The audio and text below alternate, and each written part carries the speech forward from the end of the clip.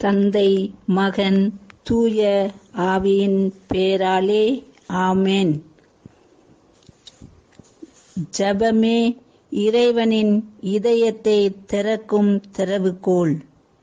இறை இயேசுவில் அன்புள்ளம் கொண்ட சகோதர சகோதரிகளே, மரியன்னை புதிய நற்செய்தி அறிவிப்பின் விண்மீன் என்ற தலைப்பில் தொடர்ந்து உங்களுக்கு பயிற்சி அளிக்கிறேன். கவனமாக கேட்டு பயனடையுங்கள். மரியன்னையின் அழைப்பு, தனி சிறப்பான அழைத்தல். நம் அன்னை மரியாள் இறைவனிடமிருந்து ஒரு சிறப்பான அழைத்தலை பெற்றார்கள். அவர்கள் சிறப்பாக தேர்ந்தெடுக்கப்பட்டார்கள். சவால்கள் நிறைந்த பயணங்கள். மரியன்னை சவால்கள் நிறைந்த பயணங்களை மேற்கொள்ள வேண்டியதாயிருந்தது. எலிசபெத்தம்மாளை சந்திக்க பெத்லெஹேமுக்கு, எகிப்துக்கு, நாசரேத்துக்கு, கடைசியாக இயேசுவின் சிலுவை பாதை பயணத்தில் என்று பல சவால்கள் நிறைந்த பயணங்களை மரியன்னை மேற்கொண்டார்கள். தன் ஒரே மகனை பலி கொடுத்தார்கள். ஆபிரகாம் தன் ஒரே மகனை பலியிட முன் வந்தது போல அன்னை மரியும் இவ்வுலக மீட்புக்காக தன் ஒரே மகனை பலியாக மனமுவந்து கையளித்தார்கள். உறுதியான நம்பிக்கையின் தாய் அன்னை மரியாள் உறுதியான நம்பிக்கையின் தாயாக நமக்கெல்லாம் மாதிரியாக இருக்கிறார்கள். தூய ஆவியாரால் தொடர்ந்து வழிநடத்தப்படுதல். ஆபிரகாம் இறைவனால் தம் வாழ்வு முழுவதும் வழிநடத்தப்பட்டது போல அன்னை மரியாளும் தூய ஆவியால் தொடர்ந்து வாழ்வின் ஒவ்வொரு நொடியும் வழிநடத்தப்பட்டார்கள். முழு மனித குலத்தின் தாய் ஆகையால் மரியன்னை முழு மனித குலத்தின் தாயாக, உலகம் முழுவதற்கும் தாயாக இருக்கிறார்கள். விண்ணகத்தில் வாழ்கிறார்கள். இப்போது விண்ணக மண்ணக அரசியாக விண்ணகத்தில் வாக்களிக்கப்பட்ட நாட்டில் வாழ்ந்து கொண்டு இருக்கிறார்கள்.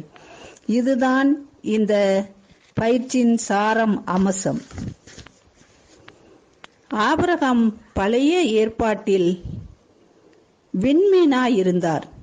அன்னை மரியாள் புதிய ஏற்பாட்டில் விண்மீனாய் இருக்கிறார்கள். நாமும் விண்மீன்களாய் இருக்க அழைக்கப்பட்டிருக்கிறோம். அவர்கள் எப்படி விண்மீன்களாய் ஆனார்கள்? அதற்கு ஒரு இரகசியம் இருக்கிறது. அவர்கள் இறைவனின் அன்பிலே அழைக்கப்பட்டிருந்தார்கள். அவர்களின் பாவம் இல்லை என்றாலும் அவர்கள் மற்றவர்களின் பாவத்தால் பாதிக்கப்பட்டார்கள். வெளியிலிருந்து மற்றவர்களால் வேதனைகளையும் சவால்களையும் எதிர்கொண்டார்கள். நம்மிடமிருந்து பாவம் வரவேண்டிய அவசியம் இல்லை. சாத்தான் வெளியிலிருந்து வருகிறான். தியாகத்தின் மூலமே மீட்பு கிடைக்கிறது. ஆபிரகாம் தம் ஒரே மகனை தியாகம் செய்ய தயங்கவில்லை. இயேசுவின் தியாகத்தால் நாம் மீட்படைந்தோம். மரியன்னையின் தியாகமும் இயேசுவின் தியாகமும் நமது மீட்புக்கு தேவையாயிருந்தது. உறுதியான நம்பிக்கையினாலேயே அவர்களுடைய வாழ்வு முழுவதும் கடவுளுக்காக முழுமையாக கொடுக்கப்பட்டது. அவர்கள் தொடர்ச்சியாக ஆண்டவராலும் தூய ஆவியாராலும் வழிநடத்தப்பட்டார்கள். இஸ்ரேல் இனத்தை கட்டி எழுப்பிய ஆபிரகாம் ஒரு கருவியாக இருந்தார். திருச்சபையை கட்டி எழுப்ப மரியன்னை ஒரு கருவியாக இருந்தார்கள். நிலை வாழ்வே வாக்களிக்கப்பட்ட நாடு. நம் எல்லோருக்கும் வாக்களிக்கப்பட்ட நாடு விண்ணகமே. பிலிப்பியர் 3:20. அவர்கள் அங்கே இருக்கிறார்கள். வேரூன்றி இதில் இருந்தால் அவர்கள் விண்மீன்களாய் ஆனார்கள், ஒளிர்கிறார்கள். முழு நற்செய்தியில் வேரூன்றி வாழ்பவர்கள் விண்மீன்களாய் திகழ ஒளிர முடியும். இதுவே புதிய தலைமுறையை ஆரம்பிக்கும். இந்த விண்மீன்களாலேயே திருச்சபையில் ஒரு புதுப்பித்தல் நடக்கும். ஆபிரகாம் நம்பிக்கையின் தந்தை. ஒரு விண்மீன். நம் அன்னை மரியாள் ஒரு விண்மீன். தாயும் தந்தையும் விண்மீன்கள் என்றால் அவர்களுடைய பிள்ளைகளாகிய நாமும் விண்மீன்களே. திருச்சபையின் போதனை. நற்செய்தியின் மகிழ்ச்சி எண் 288. திருச்சபையில் நற்செய்தி பணிக்கு ஒரு மரியணையின் வழிமுறை இருக்கிறது. திருச்சபை அன்னை மரியாளை நற்செய்தி பணிக்கு ஒரு சிறந்த மாதிரியாக காண்கிறது. திருச்சபையின் நற்செய்தி அறிவிப்பு பணியானது நம் அன்னை மரியாளின் வழிமுறையை தவிர வேறு எந்த வழிமுறையையும் பின்பற்ற முடியாது. நம் பெற்றோர் அல்லது நம்மோடு மிகவும் நெருக்கமானவர்களின் வழிமுறைகளையே நாம் பின்பற்றுகிறோம். ஆகவே நம் அன்னை மரியாளின் வழிமுறையையே நாம் பின்பற்றுவது அவசியமாகிறது. அது என்ன வழிமுறை? முழு நற்செய்தியில் வேரூன்றி இருப்பதே அவ்வழிமுறை. முழு நற்செய்தியை மையப்படுத்தி பணி செய்வதே மரியாளின் வழிமுறையாகும். விவிலிய வாசிப்பு முறை. விவிலிய வாசிப்பில் நாம் நம் அன்னை மரியாளின் வழிமுறையையே இந்த கருத்தரங்கு முழுவதும் பின்பற்றுவோம்.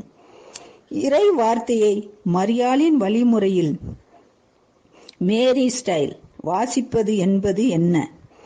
இறை வார்த்தையை சத்தமாக நாமே கேட்கும்படி வாசித்து அதை நம் உள்ளத்தில் இருத்தி சிந்தித்து அதை நம்முடையதாக்கி செயல்படுத்துவதே அம்முறையாகும். இதை தெய்வீக முறையில் விவிலிய வாசிப்பு என திருச்சபை கூறுகிறது. தியானிப்பது, ஆழமாக பார்ப்பது. தியானத்தில் இறைவன் இன்று இதன் மூலம் வாழ்வின் வார்த்தையாக எதை கொடுக்கிறார் என கண்டுபிடிப்பது. நிறைய வார்த்தைகள் உள்ளன. அவற்றில் எந்த வார்த்தையை இன்று இப்போது எனக்கு கொடுக்கிறார் என கண்டு கொள்வது. அதை பற்றி ஜெபிப்பது, நன்றி கூறுவது. ஆழ் நிலையில் வாழ்வின் வார்த்தையை தியானித்து உணர்வது. நமக்கு கொடுக்கப்பட்ட வாழ்வின் வார்த்தையை ஆழமாக நம் வாழ்வோடு ஒப்பிட்டு உணர்ந்து பார்ப்பது. இதைத்தான் திருச்சபை மரியாளின் வழிமுறையாக நமக்கு கொடுக்கிறது. மரியாளின் வழிமுறையில் விவிலிய வாசிப்பில் சில காரியங்களை நம் மனதில் இருத்த வேண்டும். வாசிப்பது கேட்பதற்காக, எனவே சிறிது சத்தமாக வாசிக்க வேண்டும். நாம் வாசிப்பது நமக்கே கேட்கும்படி வாசிக்க வேண்டும். அப்படி வாசிக்கும் போது அந்த விவிலிய பகுதியின் மூலம் இறைவன் இன்று என் வாழ்விற்கு வாழ்வின் வார்த்தையாக என்ன சொல்லுகிறார் என்று கவனித்து பார்த்தல். இறைவனின் வாயிலிருந்து வரக்கூடிய வார்த்தைகளை கூர்ந்து உற்று நோக்கி நமக்கென எடுத்துக்கொள்ள வேண்டும். ஒரு வார்த்தை அல்லது ஒரு தொடர் அல்லது ஒரு வாக்கியமாக இருக்கலாம். சிறிது நேரம் அமைதியில் இருந்து பிறகு அந்த வார்த்தைக்காக இறைவனுக்கு நன்றி கூறி போற்றி புகழ வேண்டும். அதன் பிறகு அந்த குழுவிற்கும் இறைவன் கொடுக்கும் வாழ்வு தரும் வார்த்தை என்ன என்பதை கண்டுபிடிக்க வேண்டும். மரியே வாழ்க. நாளைக்கு தொடரும். நன்றி. சப்ஸ்கிரைப் பண்ணாதவங்க இந்த யூடியூப் சேனலை சப்ஸ்கிரைப் பண்ணுங்க. மறக்காம பெல் பட்டனையும் கிளிக் பண்ணுங்க. நன்றி, வணக்கம்.